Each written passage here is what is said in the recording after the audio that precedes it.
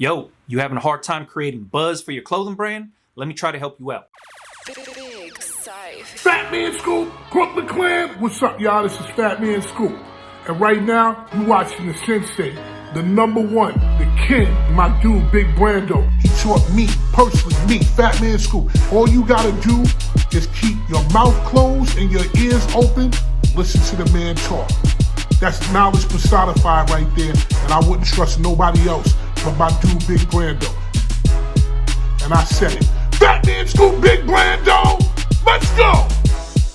What's happening, everybody? Boy, Big Brando, and today I want to talk about how I used to create a buzz around my clothing brand. Now, if you're starting a clothing brand, or you're thinking about starting a clothing brand, or maybe you already started and you're in this position right now. You have everything going. You have a dope logo, dope design, pick the right blanks. You know what print strategy you're going with, whether it's transfers, vinyl, screen print, DTG, DTF, whatever it is. You did all the research on how to manufacture your clothes. Now, you need to get your clothes in the people's faces. As most of you guys know, I use the social media strategy where I kind of just create engagement with my target audience. Meaning, I know my clothes is directed to a certain audience. I find them through hashtags, through location, and then I create conversations and engagement with them to get them to come back to my page to look at my clothes. I'm doing my research by knowing they have an interest in my type of clothes that I'm offering. I'm creating engagement on their page to click on my page and see my clothing that I'm trying to sell. It doesn't require any sales tactic. I'm not saying, hey, come check out my clothes. Hey, look at this design. Regular conversation. I talk about this a lot in my Instagram marketing stuff. If you ever looked at the playlist Back to Basics and looked at the marketing video,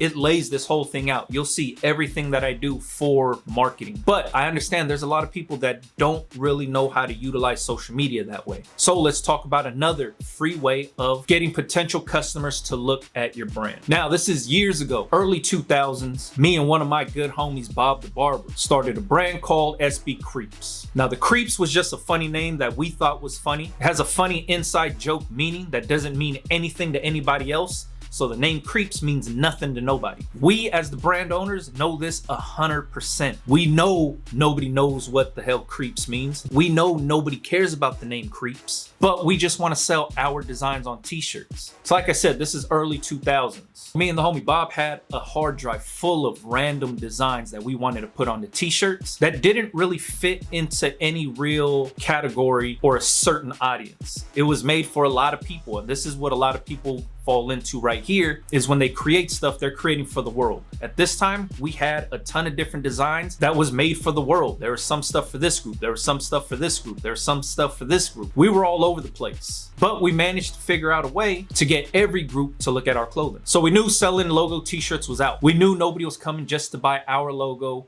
pressed onto a t-shirt. So what we started to do was we started putting some of the really clever designs on the shirts, and then we used stickers as business cards. So let me tell you how we did this. Every September to the end of October, they have an event here called Oktoberfest. We live in the South Bay. Alpine Village used to host Oktoberfest every year. So this is 2 months long of a bunch of people getting together in this one big event center and drink beer. One, we already attended Oktoberfest just to drink beer. Two, we knew this was a perfect place because there are thousands on top of thousands of people walking around and hanging out at this event. And like I said, it happened for 2 months straight. Friday and Saturdays were always the popular days to be there. We would clip the coupon out of the local newspaper to get in for free. Or I think we got in for like $2 or something like that. Now, this was the move. Since we were going to an event about beer and we're trying to get the attention of the people at this venue, and it's people of all walks of life here. The only thing driving them here is beer.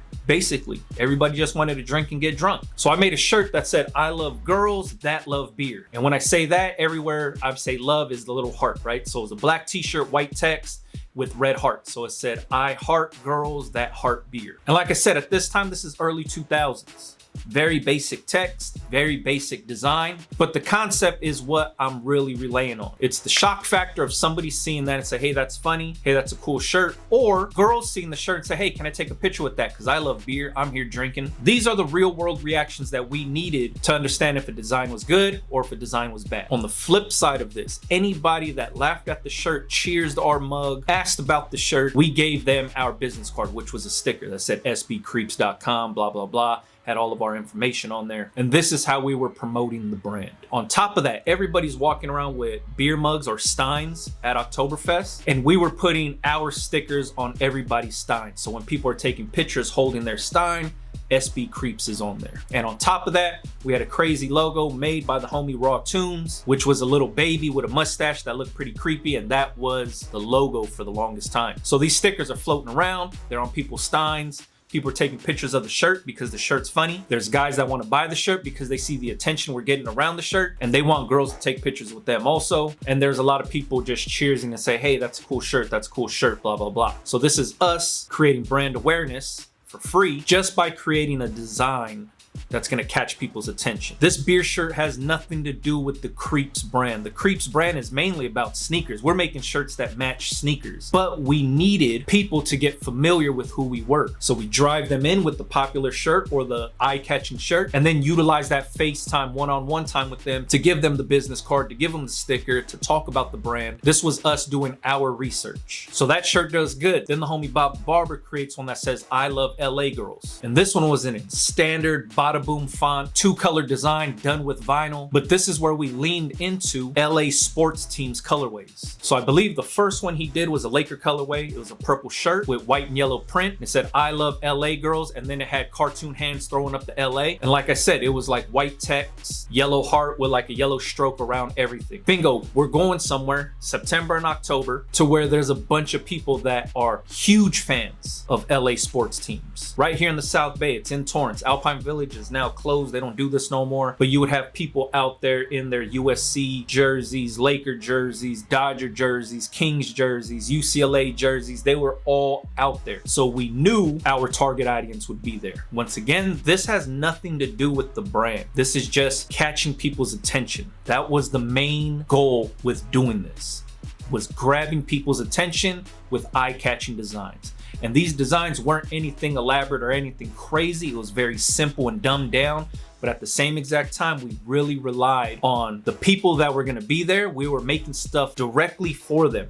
I love girls that love beer, and we know everybody in this venue is a fan of a LA sports team. So once again, the LA girl shirt booms. We walk in, people like, hey, that's a cool shirt. Girls want to take pictures with the shirt. Guys want to know where we got the shirts. Bingo, we make them. Here you go. Here's our business card. Here's our sticker. Throw our sticker on your mug. They see our mugs. Now they're cheersing. Now every time somebody sees us with our sticker and they have a similar one, they're cheersing. Once again, this is all free. Bob just made one shirt for himself in a Laker colorway. Following week, he does it in the USC colorway. Following week, he does it in the UCLA colorway. Then he does it in the Dodgers colorway. Very easy to do. Now, within this venue, within these 2 months, everybody knows us as the SB Creeps. Oh man, those are the creeps. They're the ones with the cool shirts. Bingo. Now we're seeing our shirts floating around because people are buying from us, and we're starting to see shirts at these same events, and we're seeing those same people get the same exact love. Dudes wearing the I love girls that love beer shirt, and they're over there taking pictures with chicks. They're on stage over here wearing the shirt. But it's not because those shirts were the brand. It was just, how am I gonna get people's attention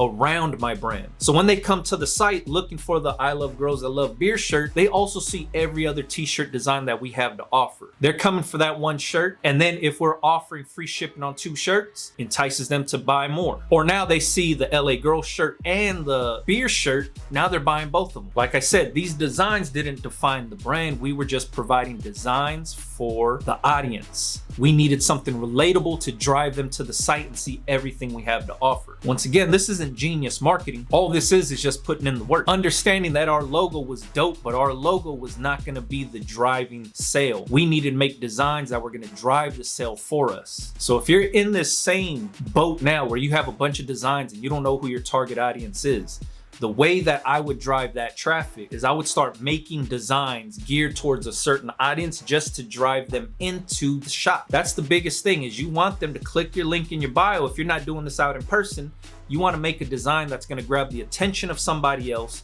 There's no easier way of doing it than by making something fully relatable to them. And sports teams is the easiest thing. I'm not talking about taking the sports team's logo. I'm talking about taking the city that the sports team comes from, and I'm talking about borrowing the colorway that that sports team is known for. Perfect example, Lakers. I made a shirt that just said Los Angeles on it, purple shirt with yellow text.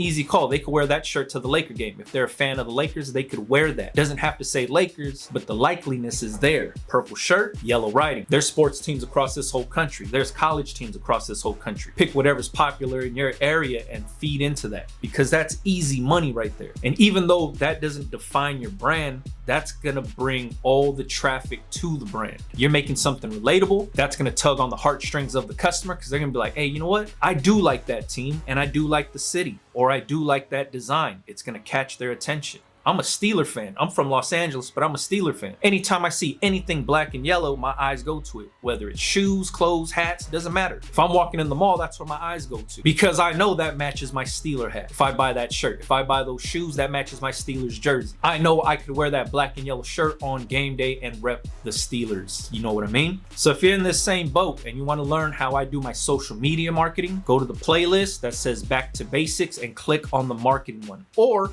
you could just go to the YouTube search bar, type in Big Brando Marketing, and then all my videos will pop up showing you how I do this Instagram marketing thing. If you didn't want to do that, or if you wanted to explore other options, this is the other option. Making t-shirts that are very relatable to people, wearing them out in public, and getting face to face with your potential customers. It only works if you're going somewhere that has a lot of foot traffic. Like I said, Oktoberfest is an easy call because there's thousands of people, and it's revolving every weekend. There's a new group of thousands of people that I can show my shirts to. So going to amusement parks and stuff like that, easy call. Anywhere where there's a lot of foot traffic. People think, oh man, I'm gonna do this at a concert. Not really, because everybody's focused at the stage at a concert, right? You're not moving around, you're not really being too visible. It's dark in a concert. So if they didn't walk in with you to see the shirt, chances are it's not gonna be a good spot. But if you're going to a big event, if you're going somewhere where everybody's walking around and there's a lot of stuff moving, music festival maybe, where everybody's there, but there's so many different things, people are walking at different stages and all that stuff, easy call. Even though when people aren't in the mood to buy shirts, that's where you use your business card, your stickers, your flyers, whatever you're using to get that in the hands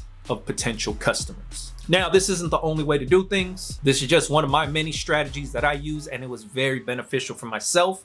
I found a lot of profit in doing this, and I didn't have to waste a lot of money. Printing up the stickers wasn't too bad, and then making one shirt for me to wear and making one shirt for the homie Bob to wear drove sales like crazy. And all it costed was 2 shirts, a little bit of vinyl, and some stickers. And like I said, we're cheapskates. We're clipping the coupons out of the paper to get into Oktoberfest for like $2 or something like that. All right. Hope this video helps somebody out there. If you want to hear more marketing strategies that we use for the Creeps brand, we have a few others. Let me know in the comments. I'll make some videos about that stuff. And I'll also make some videos about the marketing strategies that failed, that didn't work for us. So maybe that'll help you out so you don't do them too. All right. If you got any questions, leave it in the comments. Follow me on Instagram, Big Brando TV. Catch you guys on the next one, man. Yeah.